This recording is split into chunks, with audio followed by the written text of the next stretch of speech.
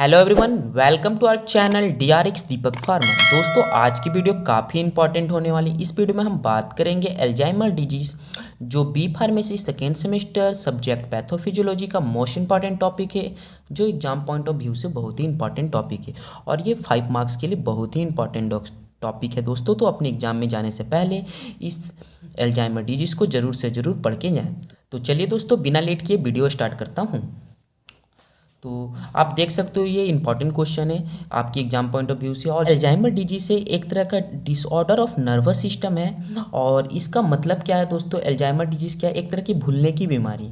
देख सकते हो किसी को भूलने की बीमारी हो जाती है, वो जैसे सिंपल सी नहीं दोस्तों, थोड़ी मोड़ी भूलने की नहीं, जैसे नॉर्मल फॉरगेट नहीं। जैसे आप कह सकते हो कि कोई किसी का नाम नहीं बता सकता, फैमिली को नहीं पहचान पाता, तो उस टाइप की कंडीशन में हम उसे क्या कहते हैं कि इस व्यक्ति को अल्जाइमर डिजीज हुआ है।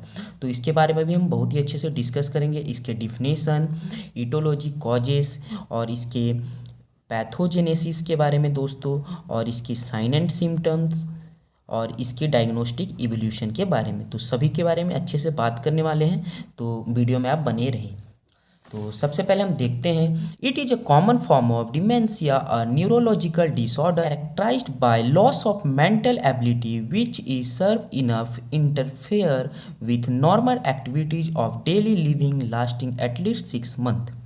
तो ये क्या है दोस्तों, एक तरह का कॉमन फॉर्म ऑफ डिमेंशिया है, जो एक तरह का न्यूरोलॉजिकल डिजीज है या डिसऑर्डर आप कह सकते हैं। यहाँ पे क्या होता है, लॉस ऑफ मेंटल एबिलिटी। यहाँ पे क्या होता है, लॉस हो जाता है मेंटल एबिलिटी, जिसमें आप भूलने की बीमारी, लॉस ऑफ न्यूरोनल हो जाता है। और इसको आप ऐसे कह सकते हो कि इसमें क्या होता है, आपकी मेमोरी लॉस हो जाएगी, लैंग्वेज स्किल्स में प्रॉब्लम आएगी, और इसमें जैसे आप एक तरह का पागलपन भी कह सकते हो, वो होता है।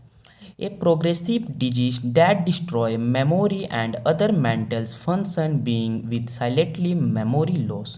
तो ये क्या है, एक तरह का प्रोग्रेसिव डिजीज है, मतलब सीवियर कंडीशन है, जहाँ पे क्या होता है, डिस्ट्रॉय होता है मेमोरी, मतलब मेमोरी का लॉस हो जाता है, अदर मेंटल फंक्शन और अदर मेंटल फंक्शन भी डिस्टर्ब हो जाता है, beginning with slightly memory loss. तो स्टार्टिंग किससे होता है, स्लाइटली मेमोरी लॉस से।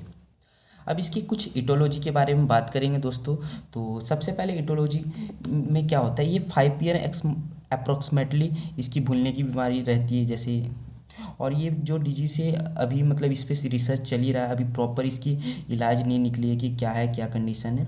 और ट्रीटमेंट जो इसका जो क्योर है वो करंटली नो क्योर, अभी कोई क्योर नहीं निकला है इसका proper.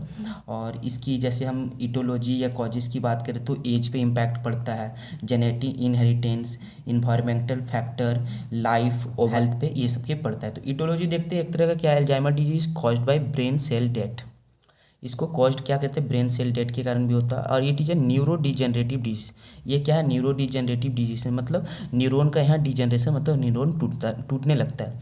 Which means there is a progressive brain cell death. यहाँ पे प्रोग्रेसिव ब्रेन सेल मतलब सीवियर ब्रेन सेल डेथ हो जाता है, जिसके कारण हैपेंस ओवर अ टाइम।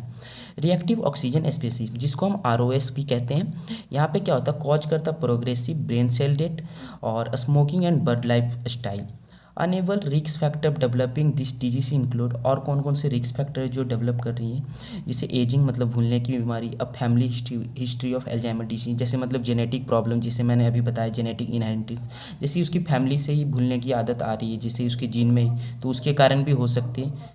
और ये जो है दोस्तों, इसकी causes affect more women and main, सबसे इसमें दोनों पे अफेक्ट होते हैं, मेन में भी और वुमेन में भी। अब इसकी हम थोड़ी ओरिजिन, ये कहाँ से आया है, कैसे इसका डेवलप हुआ, तो इसके बारे में थोड़ा सा बात कर लेते हैं। तो इसको एक्चुअली क्या है, ओरिजिन डिस्कवर की बात करें तो एक जर्मन साइंटिस्ट थे, जिनका नाम डॉक्टर एल्विस एल्जाइमर, जिन्होंने डिस्कवर किया था 1906 में अल्जाइमर डिजीज। उनका नाम अल्जाइमर था, इसलिए अपने नाम पे ही उन्होंने डिजीज एक डिस्कवर कर दिया। इसमें एक्चुअली क्या होता है दोस्तों, आपने न्यूरॉन तो पढ़ा ही होगा कि न्यूरॉन क्या होता है। तो दोस्तों इसमें देख रहे हो, यहाँ पे न्यूरॉन मैंने बनाया है ऐसे ही सिंपल सा आपके लिए डायग्राम समझाने के लिए। यहाँ न्यूरॉन क्या होता है, यहाँ पे माइलिन शीट होती है, आपको पता ही होगा। तो ये माइलिन शीट पे क्या होता है, प्लेक का फॉर्मेशन हो जाता है या रप्चर होने लगता है माइलिन शीट, जिसके कारण सिग्नल ट्रांसमिशन में प्रॉब्लम आती है, और जिसके कारण मल्टीसेक्लोरोसिस हो जाती है, जिसके कारण ब्रेन में लॉस ऑफ ब्रेन, या जैसे न्यूरॉन में आप में इंफॉर्मेशन पहुँचेगा नहीं तो लॉस ऑफ ब्रेन की फंक्शन स्टार्ट हो जाते हैं। डिमेंशिया क्या है दोस्तों, जिसके बारे में हम बार बार डिस्कस करें, ये क्या होता है, caused by damage in brain cell technically. ये क्या होता है, कॉज करता है हमारे डैमेज इन ब्रेन सेल, जो ब्रेन सेल में टेक्निकली। अब इसके हम सिम्टम्स की बात करेंगे दोस्तों। सिम्टम्स क्या है? Memory loss that disturb daily life. क्या होता है यहाँ पे? मेमोरी लॉस हो जाती है जो डिस्टर्ब करता है डेली लाइफ को। चैलेंज इन प्लानिंग और सॉल्विंग प्रॉब्लम्स, चैलेंज हो जाता है प्लानिंग और सॉल्विंग प्रॉब्लम्स में। डिफिकल्टी कंप्लीटिंग फैमिलियर टास्क, जैसे डिफिकल्टी हो जाता है कंप्लीटिंग फैमिलियर टास्क में, जैसे आप किसी के नाम नहीं अपने फैमिली के बता पा रहे, ये सब भूलने की बीमारी हो जाती है। कन्फ्यूजन विथ टाइम और प्लेस, अब टाइम में भी कन्फ्यूजन होने लगेगा, प्लेस कहाँ पे वो भी कन्फ्यूजन होने लगती है। Problem with words in speaking और राइटिंग, प्रॉब्लम हो जाती है स्पीकिंग, जिसमें लैंग्वेज स्किल्स मैंने बताया उसमें प्रॉब्लम आने लगते हैं।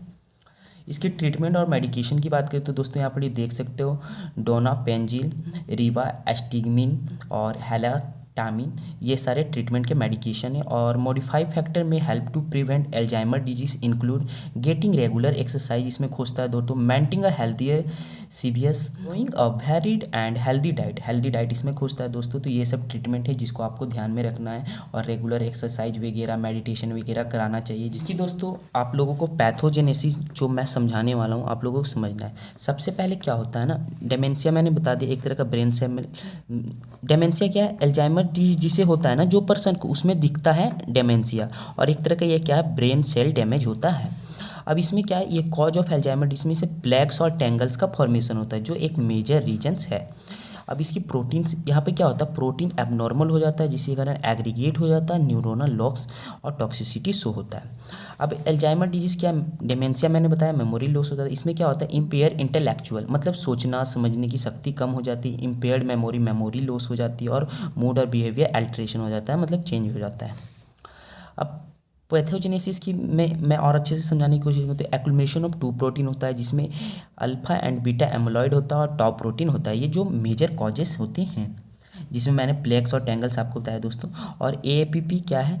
एमोलॉइड प्रिकर्सर प्रोटीन होते हैं। इसमें क्या होता है? एक्युमुलेट हो जाता है जिसके कारण न्यूरोनल डिजनरेशन होता है, इन्फ्लामेशन होता है, न्यूरोनल का डिसफंक्शन हो जाता है।